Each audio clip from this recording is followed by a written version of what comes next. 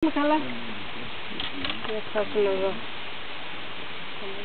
Στην μαγαζί την πόρτα. Έλα, Ελένη, τι το λέει, να σε φιλήσω γιατί νηστεύω να κοινωνήσω.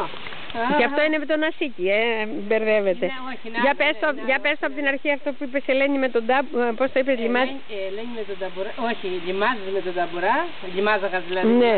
Έτσι το γράφε μέσα, ναι. Και Ελένη με τη ρόκα, έτσι ξαναπαντενόντουσαν στο μαγαζί την πόρτα. Τώρα δεν θυμάμαι το άλλο το κομματάκι.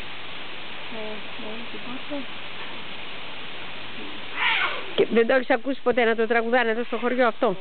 Στο βιβλίο αυτό το διάβασες μόνο? Στο βιβλίο ρε γαμώ. Ούτε μάνας, ούτε σε πανηγύρι, ούτε πουθενά. Το είχα διαβάσει.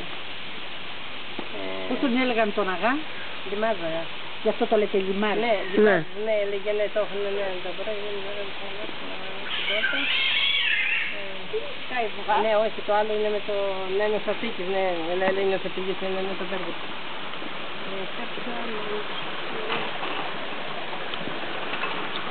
Καταγωγή σας είναι από εδώ. Ναι. Καμία σχέση με Οφθάνησα, τίποτα. Η ομιλία δεν σου θυμίζει έτσι Ζάκυνθος? Όχι, εμένα όχι. Εμένα πολύ. Γυμφινιά. Την βγάλουμε και στα Κιθινιά. Είσαι γέννημα θρέμενα εδώ στο Λιβάρι? Γέννημα θρέμενα.